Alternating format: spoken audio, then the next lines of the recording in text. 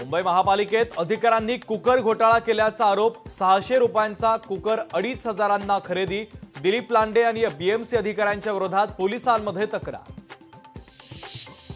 नाशिकमध्ये हिंदुत्ववाद्यांच्या हिंसक आंदोलनानंतर तणावपूर्ण शांतता। आंदोलकांना पांगवताना झालेल्या दगडफेकीत अनेक पोलीस जखमी। महंत रामगिरींच्या कथित वक्तव्याचे छत्रपती संभाजीनगर अहमदनगरमध्ये पडसाद। अल्पसंख्याक समाजाचा मोर्चा। नागपूरमध्ये भाजप महिला मोर्चाने काढला कॅन्डल मार्च। कॅन्डल मार्चमध्ये अमृता फडणवीसांचाही सहभाग।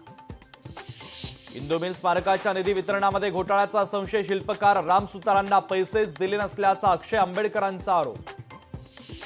उद्धव ठाकरेंचं खुर्चीसाठी राजकारण। खुर्चीसाठी ठाकरेंकडून वक्फ बोर्डाचं समर्थन। खासदार नरेश म्हस्के यांची उद्धव ठाकरे यांच्यावर घणाघाती टीका। 10वीच्या वर्गातील मुलांनी विद्यार्थिनींचे अश्लील व्हिडिओ केले व्हायरल। 3 अल्पवयीन आरोपींवर कारवाई। नाशिकमध्ये हिंदुत्ववाद्यांच्या मोर्चाला हिंसक वळण। दगडफेक आणि तोडफोडीनंतर तणावपूर्ण शांतता। आंदोलकांना पांगवताना अनेक पोलीस कर्मचारी जखमी। अर्ज न करताही लाडकी बहीण योजनेचे पैसे तरुणाच्या खात्यात। लाडकी बहीण योजनेचे पैसे खात्यात आल्यानं यवतमाळच्या जाफर शेख तरुणाला धक्का।